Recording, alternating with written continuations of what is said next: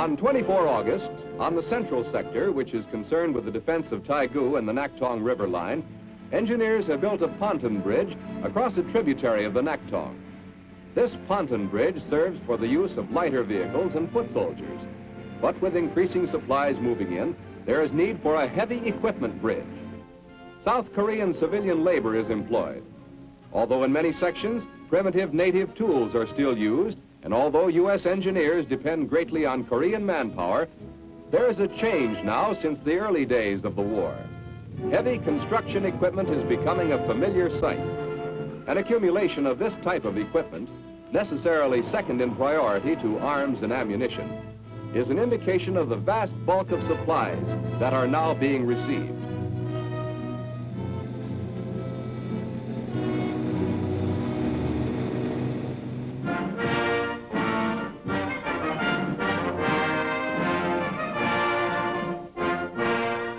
On 29 August, the British aircraft carrier Unicorn moves into Busan Harbor. On deck are British troops bound for the Korean battlefront. Within a week, they are rushed to fight alongside 1st Cavalry troops east of Waiguan to help stop a threatened breakthrough along the Naktong River. These troops are the first infantrymen of a foreign nation to join in the United Nations police action. They are members of the Argyll and Sutherland Highlanders, composed largely of Scotsmen and the Middlesex Regiment, most of whom hail from the London area. Almost all of these Britishers have served in Hong Kong for 6 months, where they underwent rigorous training in hilly country very similar to that of Korea. Except for the 3.5 bazooka, U.S.-supplied rations, these Britishers will use their own weapons and supplies. Their uniforms are jungle green, with only the regimental pipers wearing the kilts, which won the Scots the nickname, the Ladies from Hell.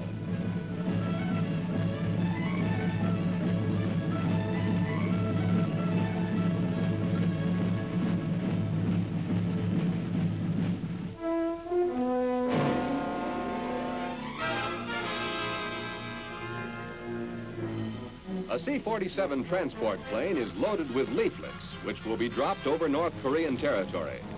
These drops are being made frequently to counter enemy propaganda. The C-47 transports carry heavy loads of leaflets for long trips into North Korea. For shorter trips, T-6s are used. Safe conduct passes. If the leaflet is found on a North Korean soldier by his own officers, the penalty is death. Over enemy territory, the packets are thrown out, and the wind takes care of sorting and delivery. Enemy captives report that these messages are often memorized to avoid the danger of having the leaflet found on the person.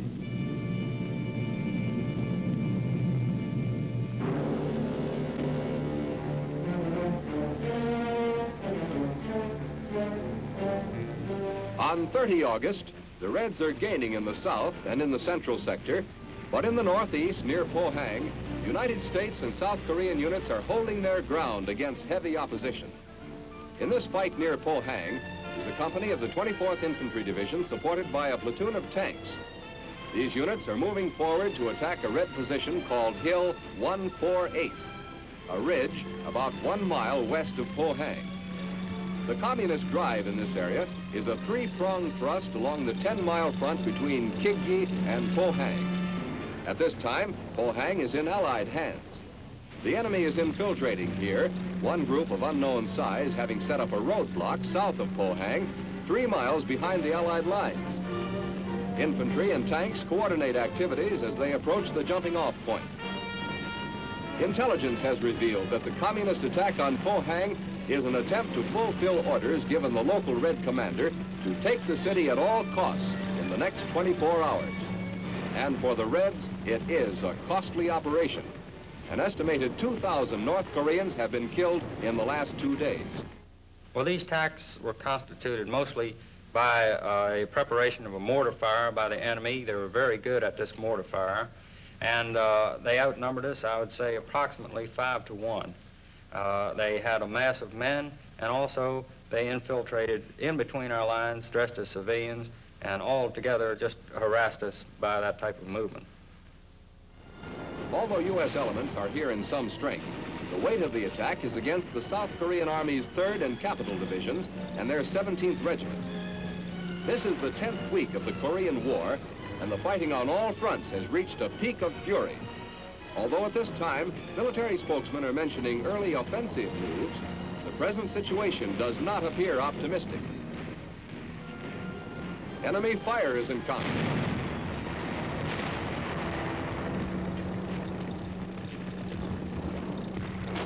Information goes back to the company commander. The CO's orders come forward. The attack on Hill 148 is about to begin. The attack gets underway, slowly at first, and then with an increasing firefight.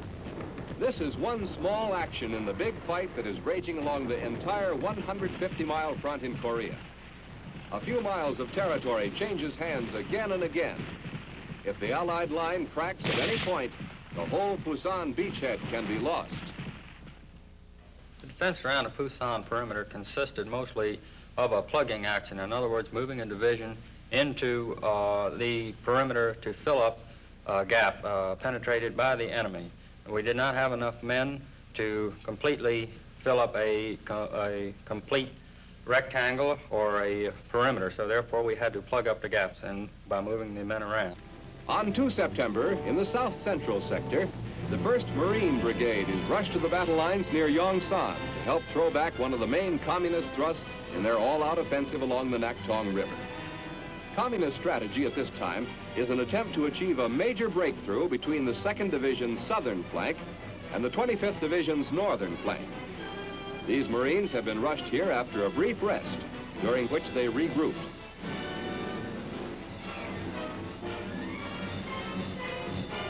The Marines move up the high ground they must retake to secure their sector of the counterattack.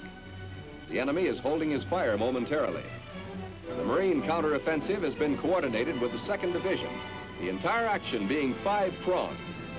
One tank-supported Marine unit has moved up the main road, leading west from Yongsan, while diagonally on the right and left, other Marines flank the enemy. Farther to the right and left, tank-supported 2nd Division troops advance in wide encircling movements. Marines run forward as the enemy opens fire.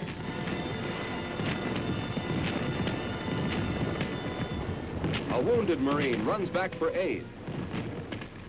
Other Marines resume the attack, moving slowly and waiting for the enemy to reveal his flanks and main position. Despite North Korean tanks, mortars, and automatic weapons, the assault continues. This counterattack along this southern bulge of the Naktong River is almost a repeat of an assault these same Marines launched 2 weeks previously when they took this same hill. The high ground in this sector has changed hands at least 5 times in 2 weeks.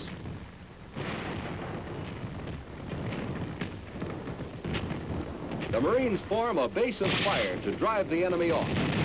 The line builds up, and so does the firepower.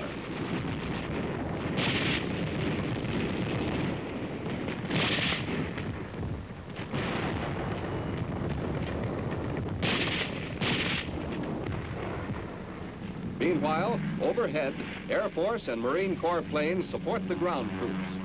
The air support was very good. You call for an airstrike and get it almost immediately. One time, I was taking, with my platoon, taking a village, and we received firing from a hill to our left front. I called back and asked for air attack, and within 5 minutes, we had planes coming over and giving us an attack within about 50 yards to our front, which is pretty close.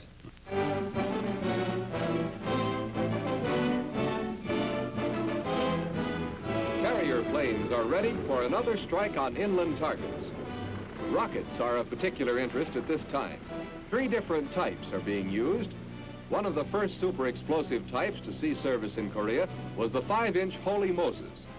Later, the 11.75-inch Tiny Tim proved highly effective on bridges and similar large targets.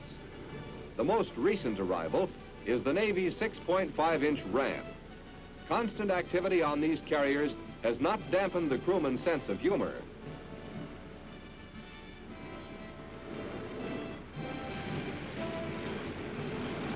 It is noteworthy that the Ram rocket set a speed record for production. From its conference room conception to its appearance in combat, it took only 24 days. Aerial missions of the Navy and Marines often include both strategic and tactical action in the same strike. In the relatively small area of Korea, targets of opportunity count heavily.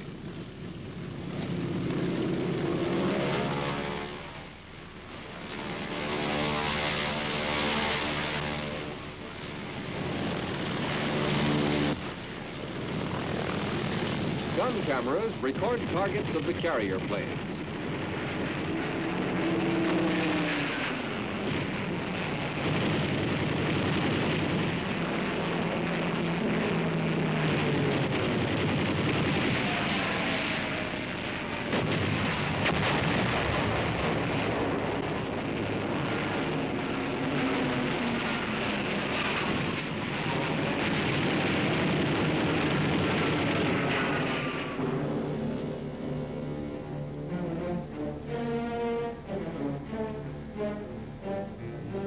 Iwakuni, Japan. A B-26 raid is in preparation during the week of 6 September. The B-26 is armed with 16 50-caliber machine guns. These guns are electrically operated, and a single gunner can bring many of them to bear on the same target at once. The B-26 can carry a 5,000-pound bomb load, or 5 of these 1,000-pounders.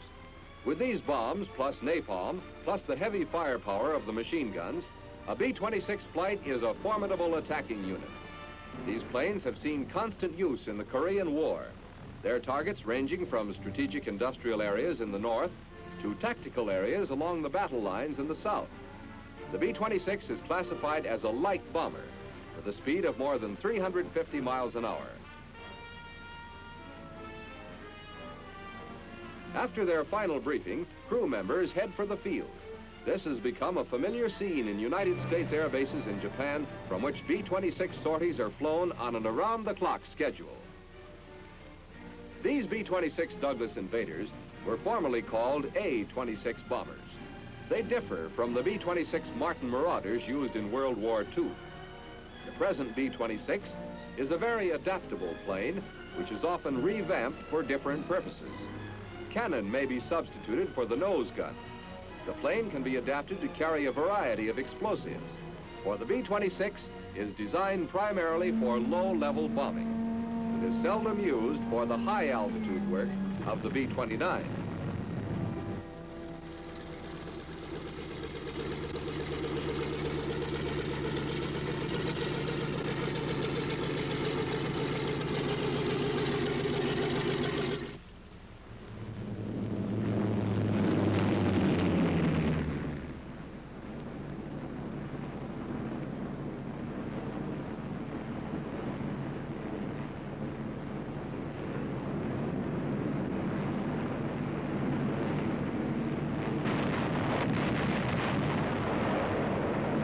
These targets are in the area of Seoul during the first week of September.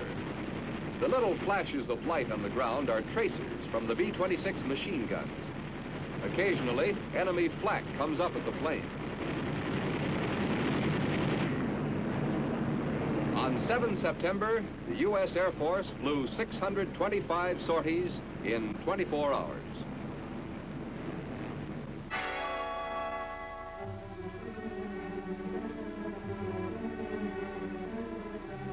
On 15 September, dawn breaks off the island of Walby. Ships of the UN fleet fire point blank at the island.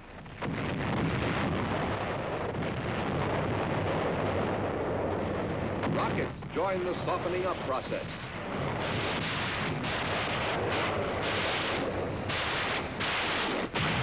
General MacArthur watches from the bridge of the flagship. This landing is a calculated risk. General MacArthur is using many of his reinforcements from the south. The first wave hits the beach. Because of the 30-foot tide fall, landing craft in the first waves must be run ashore in a period 1 hour before high tide and 2 hours after. The first troops landed here will have to stick it out alone until the next tide, 11 hours later. A bulldozer smothers a red dugout.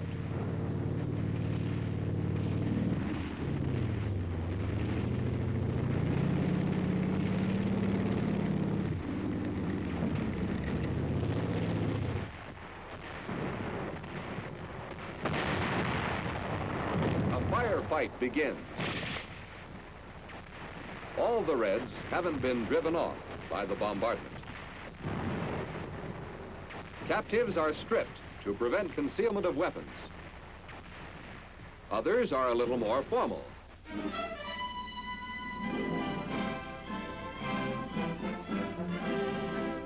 On 16 September, the 1st Marine Division moves through Incheon. This city is recaptured against relatively light resistance. Allied casualties are few. As these men move through Incheon, their objective is Seoul.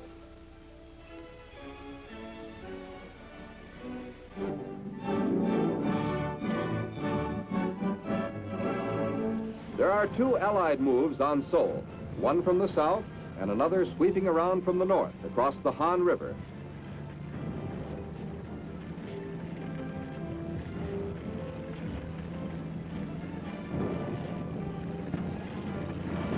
The Han is crossed, a river village is taken, and the Marines move on toward Seoul.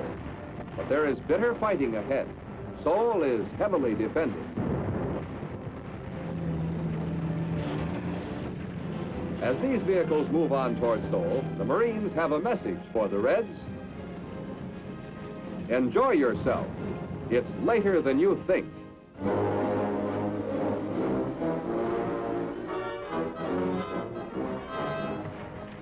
Exactly 3 months to the day after the city of Seoul fell to the communist invaders, UN forces recapture this South Korean capital. These are Marines and U.S. 7th Division troops advancing into Seoul under enemy fire.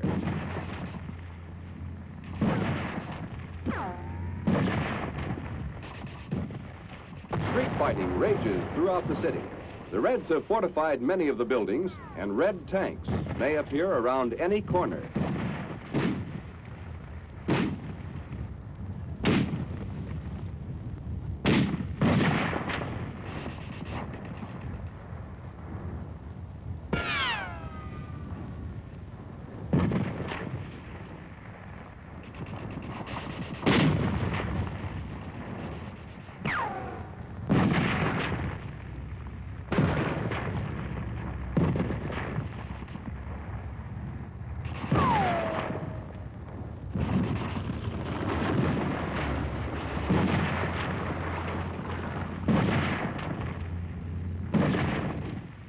It had been hoped that Seoul might be recaptured with a minimum of destruction. But this is impossible, as the Reds stage a house-to-house fight.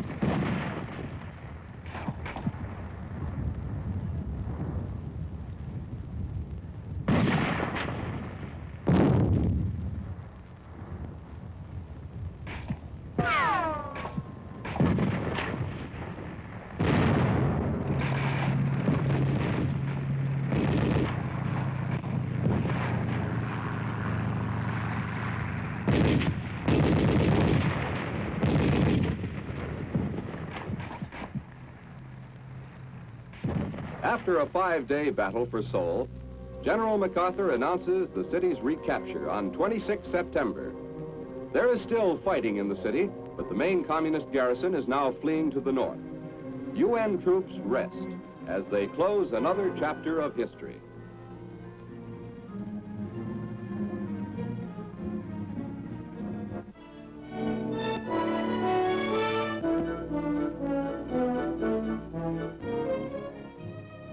At the Ashiya Air Base in Japan during the battle for Seoul, the 187th Airborne Regiment arrives from the United States. Ammunition and other supplies are loaded on unit vehicles which will be flown to Korea.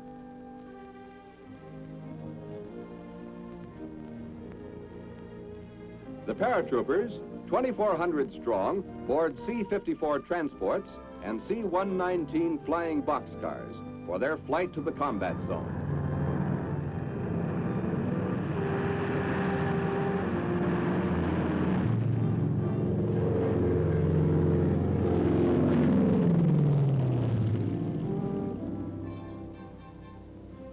Kimpo Airfield is the destination.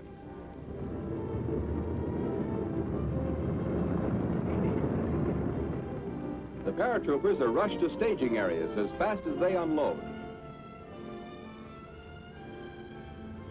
The same C-54s fly wounded back to Japan. In its first 4 days of operation, the Kimpo airlift evacuated 313 wounded to Japan.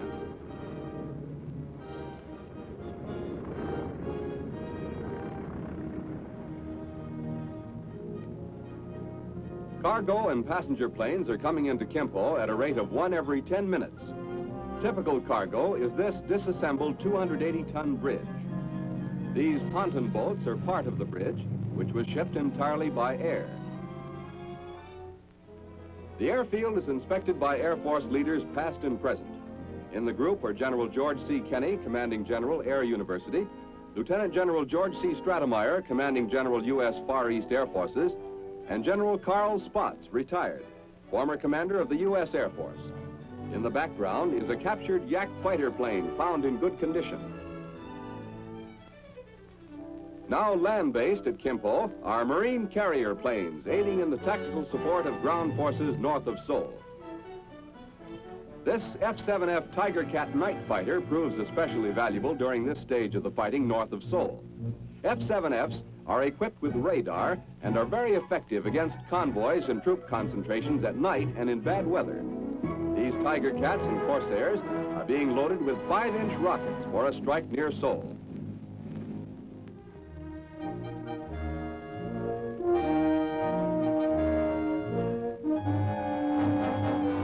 October 1950, the USS Missouri steams off the coast of Korea. For the first time on an American battleship, the United Nations flag is hoisted. Admiral Allen Smith and Captain Irving Duke honor it and the cause of freedom for which it stands.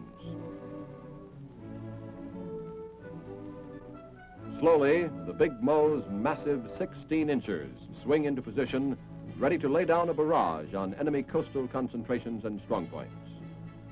Inside the Big Mo, as each hour approaches, the projectiles, weighing more than a ton each, are brought up from the magazine on special elevators. And one by one are loaded into the breech. Trained and skilled as a team, the gun crew work with clockwork precision as they ready the guns and load bags of powder into the breech.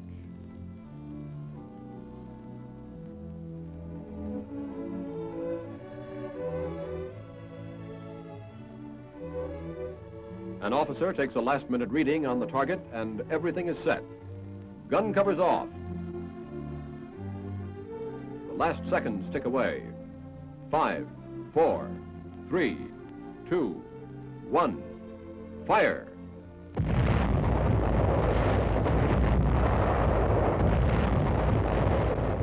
Salvo after salvo pour into the enemy positions as the Missouri opens up with everything it's got, pounding the enemy shore batteries and installations.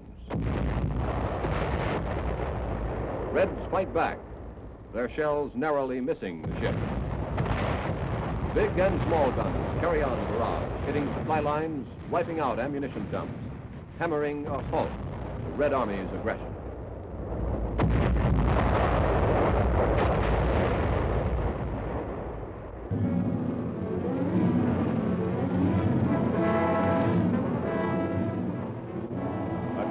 Typhoon hits the U.S. Sakai Army base in Japan. With rain and wind ranging up to 110 miles per hour, it is the worst storm to hit Japan in 16 years. Corrugated metal roofing flies through the air like paper.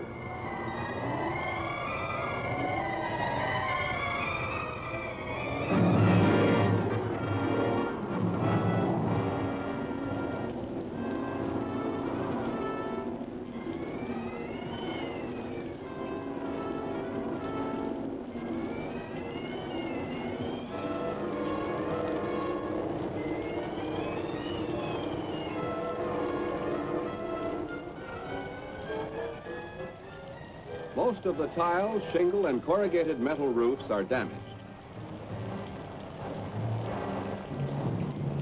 The concrete structures withstand the storm well, although windows are broken and there is water damage.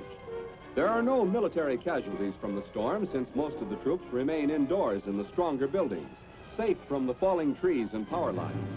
But among the Japanese in the storm's path, 135 are killed, over 1,000 injured, and over 200,000 made homeless. The heaviest military damage is suffered by wooden and tar paper buildings.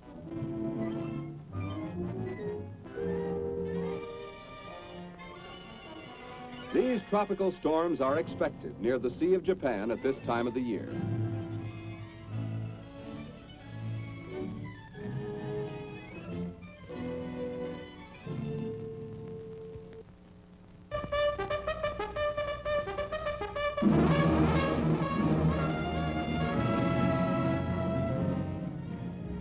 October 17 is a suspenseful day for the U.S. 1st Cavalrymen as they